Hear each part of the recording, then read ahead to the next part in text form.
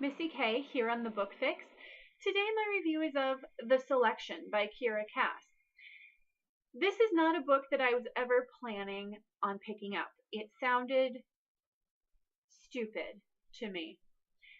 But I was at Convergence, the nerd convention here in the Twin Cities, at the beginning of July, and one of the panels I went to was on YA dystopia, and one of the panelists mentioned this series as being a perfect example of what she called fluffy dystopia, which is a hilarious term, and it's very fitting because she characterized it as kind of the author saw or read the passages in the Hunger Games that were about the makeovers and thought, well, that sounds awesome, and just kind of use that part and not the whole killing rebellion part so much.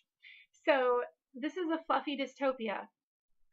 I still was waiting to read it because I thought, well, I don't know, I'll have to be in just the right mood.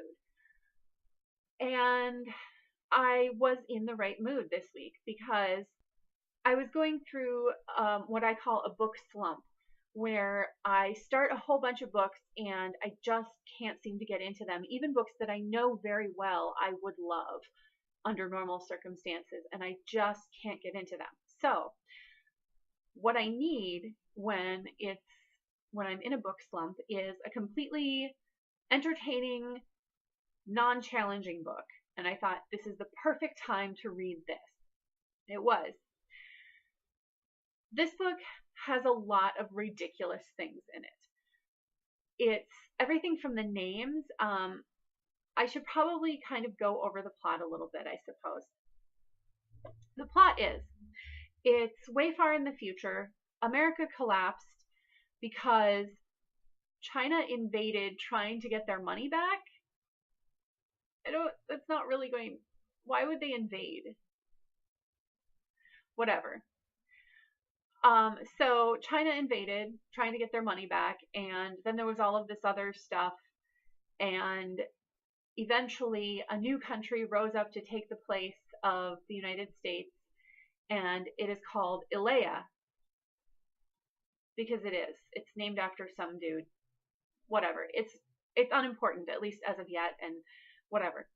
So now it's a monarchy, and the prince traditionally chooses his bride by holding a reality TV competition, like The Bachelor, because, you know, that's what you do if you're a prince in the future.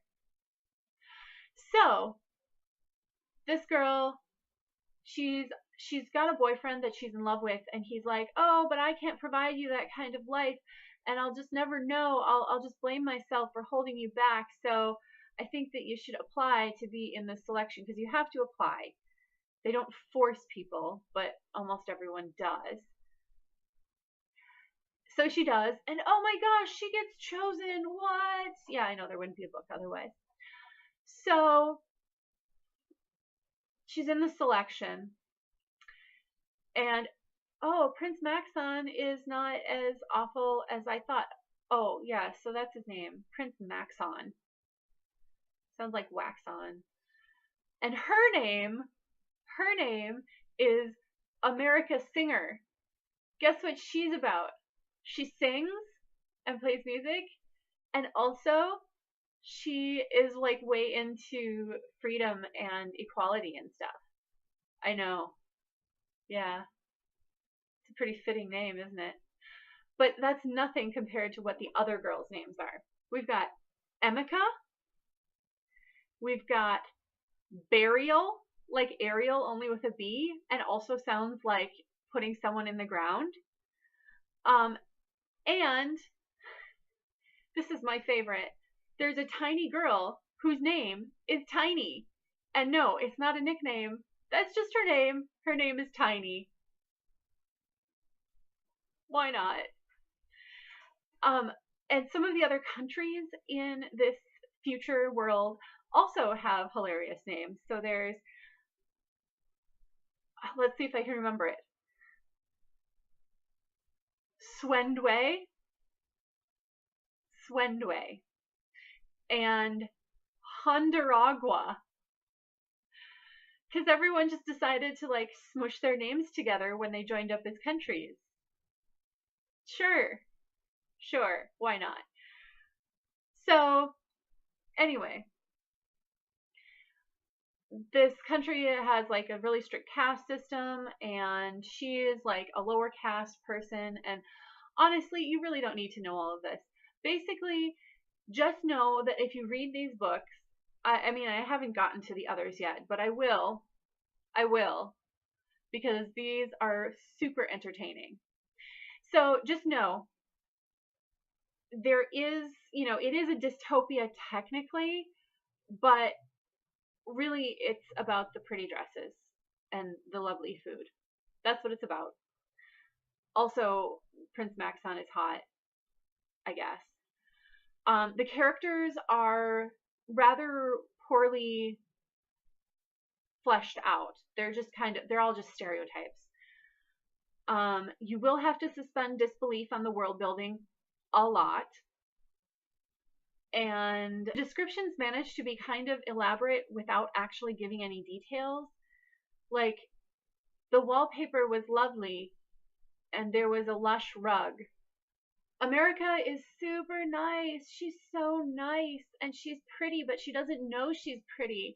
And she is so kind and cares about her underlings, even if it's sort of in a condescending way. And so she's just really kind of boring. But that's okay because Prince Maxon's sort of boring and dumb too, so cool. Now, I'm not telling you not to read this book. I'm telling you that if you're in the right mood, it could be the perfect book to break you out of your slump, because you don't have to think about anything and you can just read it and it's sort of hilarious. I can't not recommend it.